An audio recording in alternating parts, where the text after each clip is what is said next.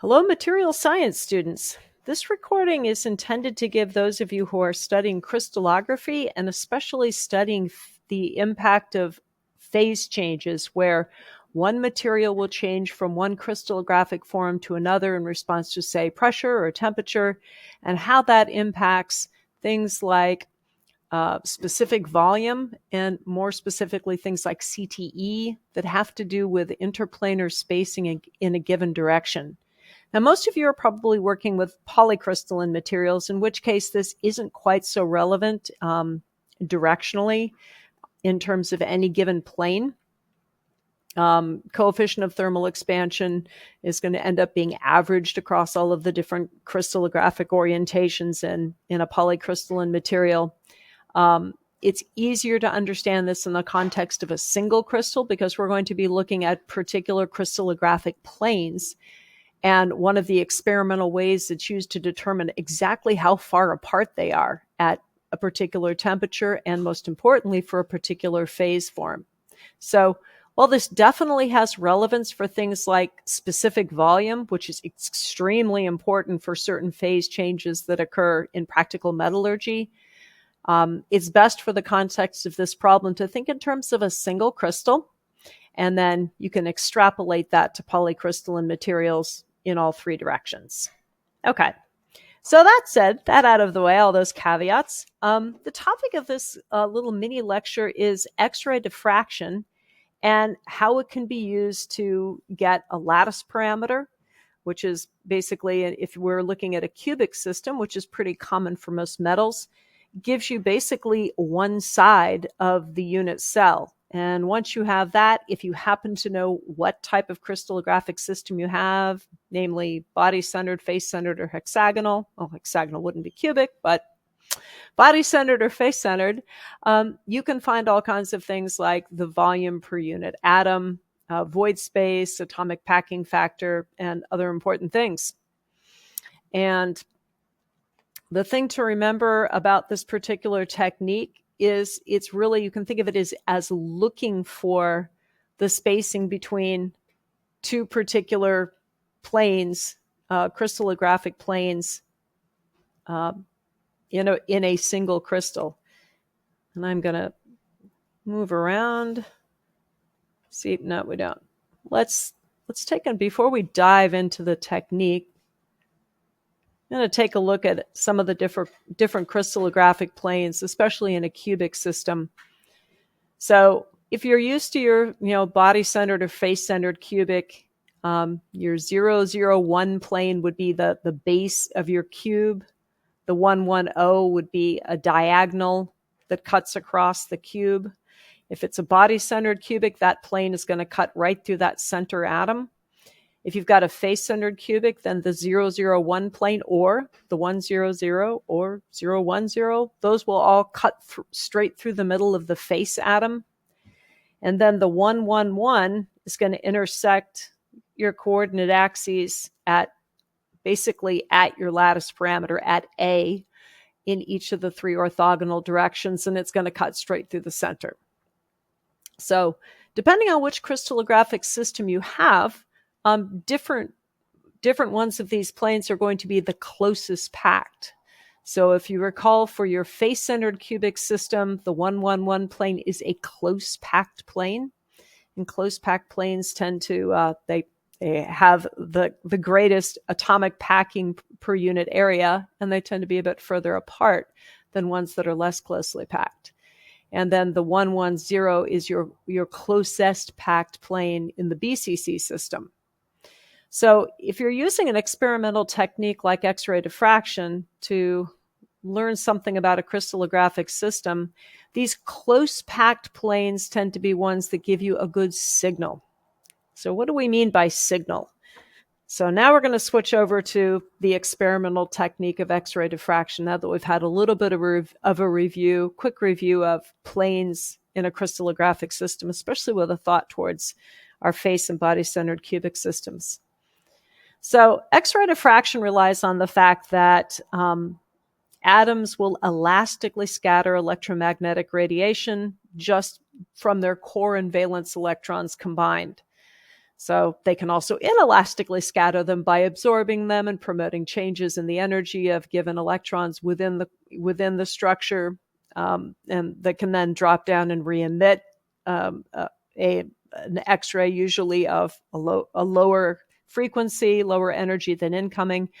But for elastic scattering, this is going to work a lot like basically the light ray diagrams you might be used to from physics, where the angle of incidence here and the angle of reflection are the same for any given plane of atoms that you're interacting with. So we can use the general rules of optics, like ray optics, to think about the way an incoming beam, a ray of X-rays, is going to interact with the atoms in a given plane. So say here's your material, and here's a couple of atomic planes. So this could be a 110 plane or a 111 plane or whatever. So this is a single crystal, and we're looking at it edge on. Maybe the plane goes off, infinitely from our perspective in a given direction. And we're hitting it with a beam of monochromatic X-rays. So single wavelength. So here's our lambda, meaning that's the symbol for wavelength. And we've got one beam that's hitting the top plane, and then another penetrates, doesn't interact, and it hits this atom corresponding right below A on the second plane down. So it's penetrating, didn't interact with anything, didn't lose any energy, but it's going to interact with this atom elastically, and so it's going to reflect off at the same angle that it came in. So far we're just like basically basic ray optics, and we're relying on the knowledge that we can elastically interact with an atom's electronic structure with an X-ray, electromagnetic radiation, kind of looking at it as the wave form of electromagnetic radiation. And X-rays, why X-rays? Because their wavelength is similar to the scale of the structures we have in our crystals. So they're on the same order as your interplanar spacing, or the spacing between atoms. And because of that, they can interact in a meaningful way that gives us information. So the trick to X-ray diffraction is constructive interference.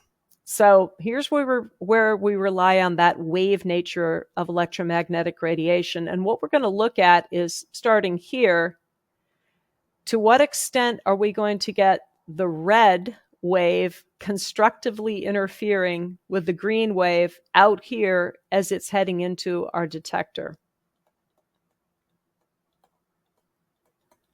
So we have an X-ray source somewhere over here.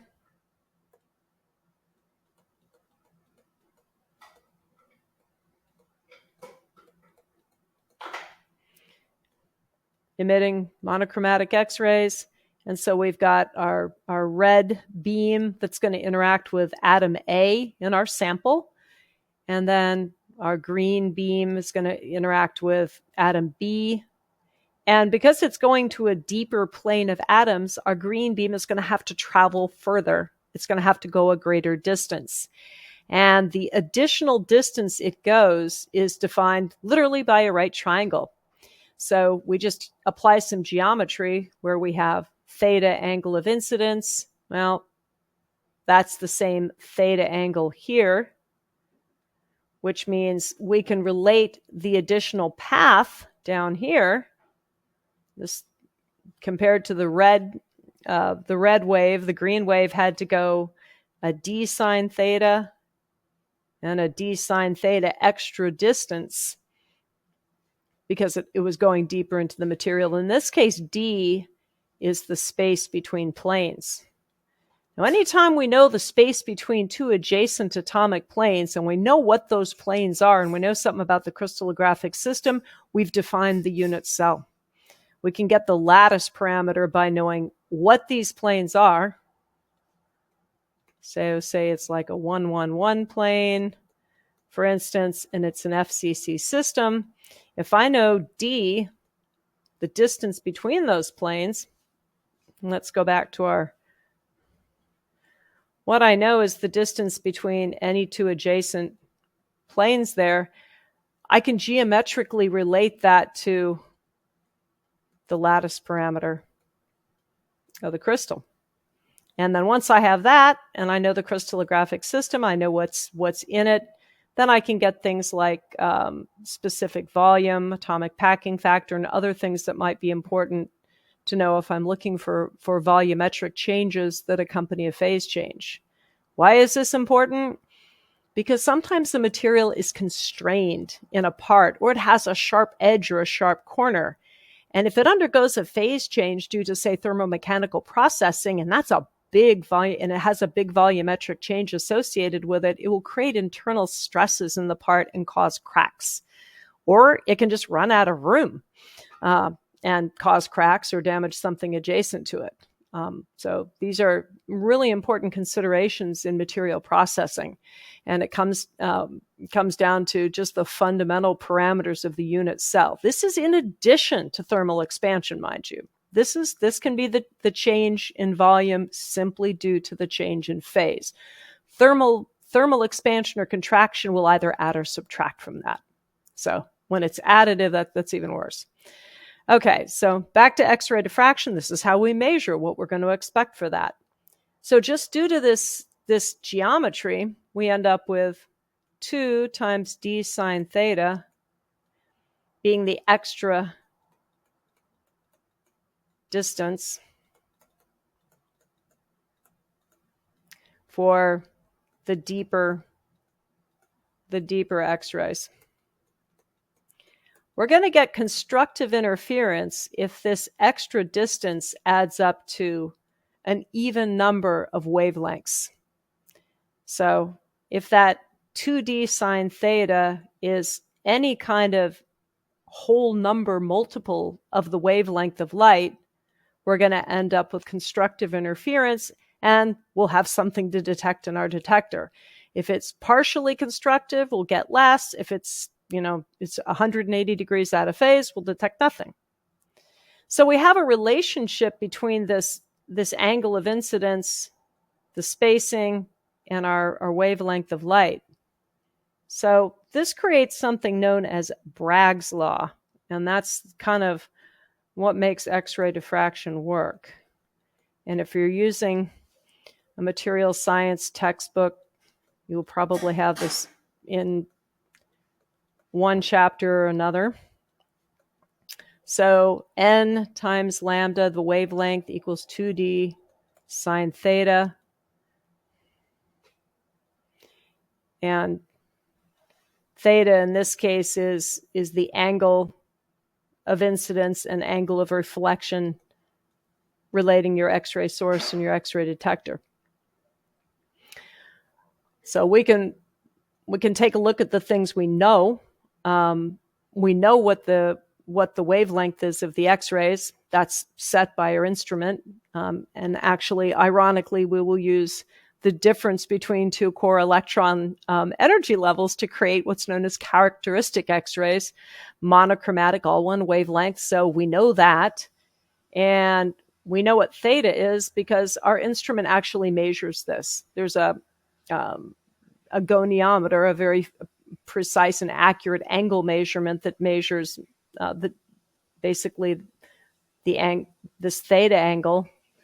The detector or source, one or the other moves or both relative to the sample. And so basically we can use this equation. We know theta, we know lambda, and we can solve for d. And once we know d, we know something about the crystal system. So that's a lot of advantage to us. Okay, so if we happen to knowing all of this is great. So how would we use this in a practical problem? So some of you may have encountered the difference between body-centered cubic and face-centered cubic iron in one of your material classes, and you may have had some homework problems or a project where you're looking at some kind of volume per unit cell or volume per unit atom, or some kind of volumetric volumetric problem with that particular crystal system. The reason why iron and the transformation between alpha and gamma phases, otherwise known as BCC and FCC in iron, the reason that is so widely studied is it's the basis for a lot of thermomechanical treatments in steels, which are used for all kinds of structural parts. So this is historically important and still important currently. And so that's kind of the topic of this little mini lecture is how do you use X-ray diffraction to get interplanar spacing, and how can you walk through some calculations to find the lattice parameter once you know that interplanar spacing of basically those close packed planes that are fairly easy to measure. Before I go on to calculations, I just wanted to point out, and again, these images are clipped from a real popular material science textbook known as Callister. They're also in almost every tutorial on X-ray diffraction. Here's the basic configuration that you get when you're doing X-ray diffraction. You'll have your X-ray source impinging X-rays onto your sample. So here's your sample, and here's your planes of atoms that we're going to reflect the X-rays off of. And then here's your collector, your X-ray detector here. And so this the angle of reflection and the angle of incidence and the angle of reflection are not necessarily relative to the sample surface like they were in the previous figure. The 2 theta experimentally will be measured relative to the straight line from the transmitted beam. So the theta is not quite the same in this configuration. So typically when you see intensity versus angle, which is the type of plot you'll get intensity of the reflected X-rays, and you'll get each one of our crystallographic planes will give us a reflection. And so those are the angles where you're getting constructive interference. And it'll be referenced to 2 theta, not theta. And that's just because of the configuration of the instrument. It's still following Bragg's law, though. These are the thetas for which we're getting that total constructive interference. And we're still going to follow this rule to get our interplanar spacing. But when we measure the theta on our diffraction pattern, our actual output of our instrument, we need to remember that this value is a 2 theta, and we need theta in Bragg's law. So just a little hint about the instrument. But otherwise, we're literally using this to measure the distance between planes in our crystal. And if we're looking at alpha and gamma in an iron alloy, this is a high silicon cast steel, so it's not just iron, there's some other stuff in there. So we couldn't calculate this directly just using our atomic radius of iron. There's some other things in the way. There may be some substitutions, silicon instead of iron, and we may have some interstitials that are distorting the crystal. So we couldn't calculate this just based on atomic radius. So that's why we're doing it experimentally. But you can see these are peaks labeled. Here's our alpha 111. So that's our body-centered cubic 110 plane. So that's the one that basically cuts straight through that center atom, with the others being on the corners. And so that's our closest packed plane in the body-centered system. And then here's our gamma 111. So that's face-centered cubic. So this is a 2-phase system. This sample has both body-centered cubic grains and face-centered cubic grains. It's mixed. And so our X-ray diffraction is basically having constructive interference at angles that would correspond to our closer packed planes of both face-centered and body-centered. And you can actually get the fraction of body-centered and face-centered grains in the sample by ratioing these peaks too. You get a lot of information from this. But we're just going to focus on, this is the biggest peak of our body-centered structure because it's the closest pack. We're getting the most reflection off that peak you can think of. And the same thing here with face-centered. And what we're going to do is just take a look at, we're going to zoom in on that portion of our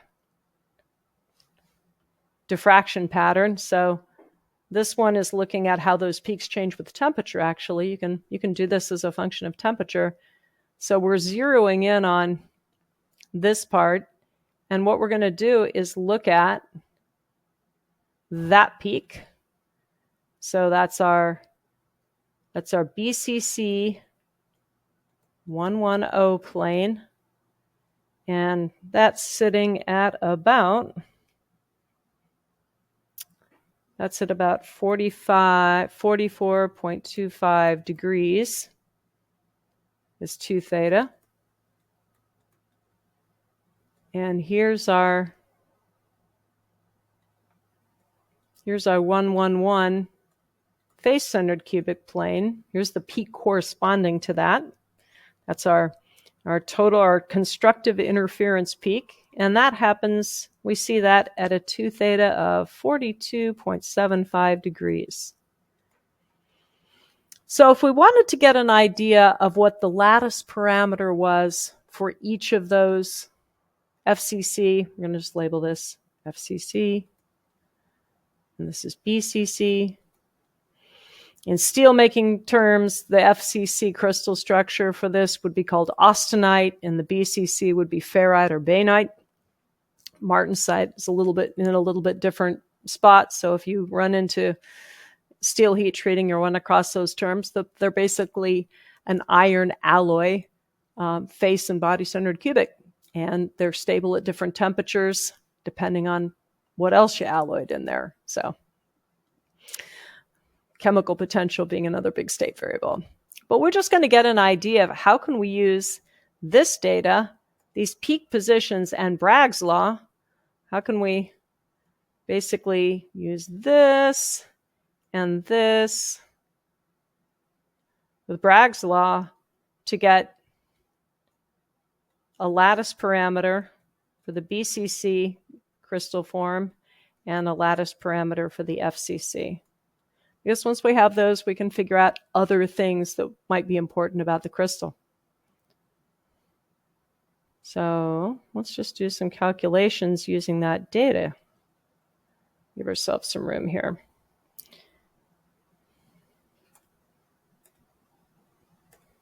Change colors here. Okay, so when we apply Bragg's law to get interplanar spacing, and we want to think about, okay, how do we use this? If you studied Miller indices in crystals, you know that the spacing between planes is basically, depends on, in a lot of cases, which plane they are. And planes are noted by an HKL, and those relate to basically where the plane hits the coordinate axes. If you were going to take a look at the plane, let's go back over here, skipping around a lot of things. So you can see that this is the 111 plane, so it's hitting the it actually cuts across the coordinate axes at x equals 1, y equals 1, z equals 1. And the 110 crosses the x-axis at 1. It crosses the y-axis at 1. It never crosses the z-axis. So those indices are actually the reciprocals of where you cross. So 1 over infinity, it crosses z at infinity. So 1 over infinity is 0. So those are known as the Miller indices that are a way of noting a crystallographic plane. So if we're going to relate those to the lattice parameter, to the actual side length of a cubic unit cell in this case, there is a handy relationship that just comes from the geometry that we're not going to derive. If you're a geometry fan, you can derive this. H squared plus k squared plus L squared. So the spacing between any two adjacent 1, 1, 0 planes is going to be the lattice parameter. So that's the side length of our unit cell divided by 1 squared plus 1 squared plus 0 squared. So it's going to be a over square root of 2. And the spacing between any two 1, 1, 1 planes, our lattice parameter divided by 1 squared plus 1 squared plus 1 squared equals a over square root of 3. So why is this important? Well, with our X-ray diffraction, we actually can measure this directly. Right? So this is going to be the wavelength of X-rays that we used divided by 2 times sine theta, and that theta in this case was 44.25 degrees divided by 2. And that came from right up here. And then we have 42.75 for our face-centered. So with X-ray diffraction, we can measure space between two adjacent planes. If we happen to know what those planes are, which in a lot of cases we will, then we can relate that back to our lattice parameter using these relationships based on which plane it is that we're measuring the spacing between. Okay, so we can basically, if we happen to know what the wavelength is, which we had to from the experiment. So if you look up in some literature and you look up an article like the one where I got those figures, you'll get a value for, or if you ran the experiment yourself, you'll have a value for that. So let's go ahead and just do some calculations.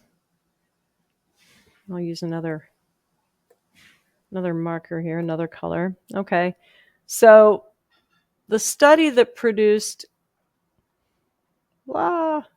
keep going back here, that produced these peaks and this spectrum, basically, this was somebody was studying the bcc-to-fcc phase transformation with temperature. So they used a hot stage X-ray diffractometer, and they literally measured that D spacing, related it back to lattice parameter, and they measured it with respect to temperature, and they actually saw the phase change with a big change in the lattice parameter. And so for that, they used X-rays that came from the copper K alpha characteristic energy transition.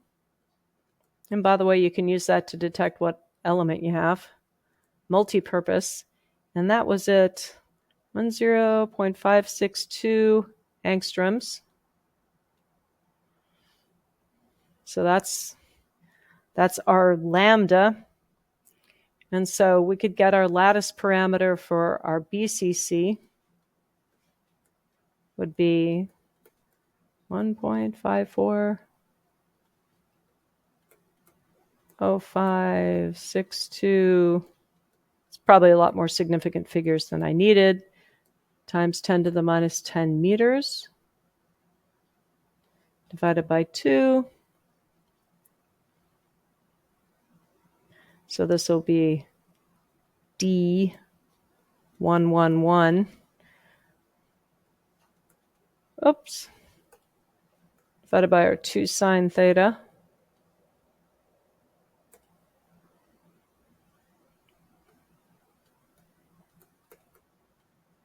And so for our BCC, theta was 44.25 degrees. Divide that by 2.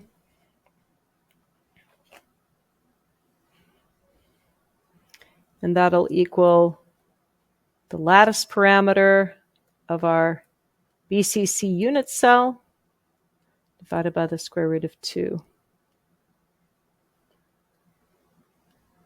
So the lattice parameter of our BCC crystal, root 2 over 2, 1.54,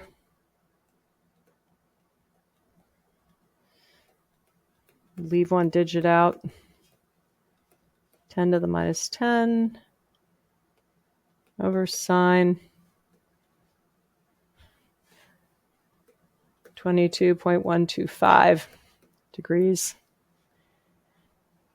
So that gives us our lattice parameter. So our interplanar spacing for our 111 plane of our FCC crystal is same wavelength. We're hitting that with the same exact beam of X-rays with the same wavelength, 10 to the minus 10 meters. And that'll be over 2 sine, in this case, it's 42.75 degrees divided by 2. And that's going to be the lattice parameter of our FCC divided by root 3. So one side of our FCC unit cell, so one side of the cube, will be root 3 over 2. We'll just say by times lambda, which is that same lambda, so we don't have to write all that out again. Divided by sine of 21.375 degrees. So the biggest difference is really going to be coming from this root 2 versus root 3, but we do have a little bit of a difference in our sign. So if you're looking at a plot, if you ever see a plot of basically lattice parameter versus temperature, and you're seeing a small change and then a huge jump and then a small change, this small change, this slope that you see ramping up, that's your coefficient of thermal expansion for each crystal. This big jump is due to the phase change.